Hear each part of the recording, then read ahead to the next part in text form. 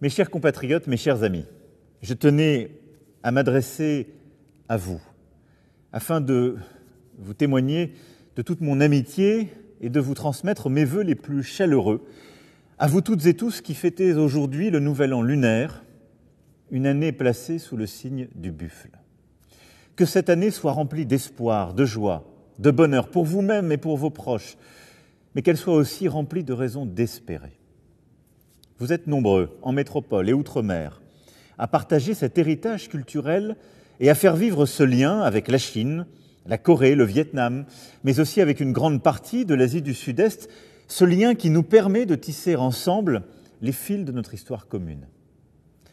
Par votre dynamisme, par votre engagement dans les mondes culturels, artistiques, associatifs, économiques, politiques, vous contribuez à ouvrir la France à de nouveaux horizons, à construire l'avenir de notre pays. Et que vous soyez dans l'Hexagone ou dans nos territoires ultramarins, ce sont autant de ponts qui sont jetés vers vos pays d'origine, vos familles, parfois des pays de vos familles, même si cela remonte à plusieurs générations. Ce sont ces liens culturels, linguistiques, ces liens d'imaginaire qui rendent plus fort notre pays et auxquels je tiens tout particulièrement.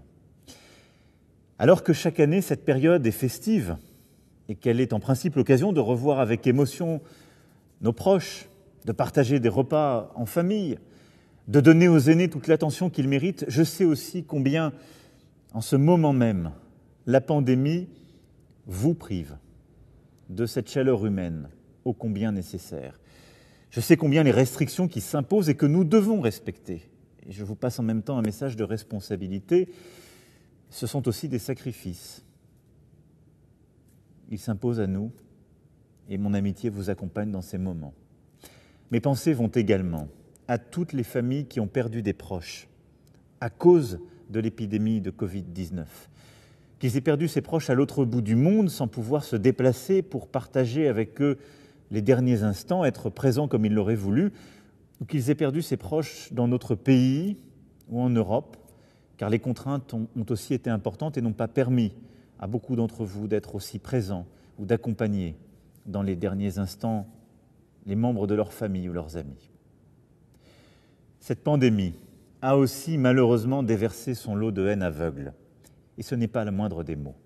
Dès les premiers jours de l'épidémie dans notre région, je me souviens des attaques, des accusations, de la discrimination que nous avons vécue, que vous avez vécue. Je voudrais saisir cette occasion pour rappeler l'engagement de la République, de n'accepter aucun racisme, aucune insulte, aucune violence, quel qu'en soit le motif. La sécurité de tous les membres de notre communauté nationale, de tous ceux qui ont choisi la France pour réaliser leurs projets, qui aiment notre pays, nos étudiants, les familles, nos entrepreneurs. Aucun ne doit souffrir quelque exception que ce soit et ne supporter sur notre sol quelque discours de haine ou quelque discrimination.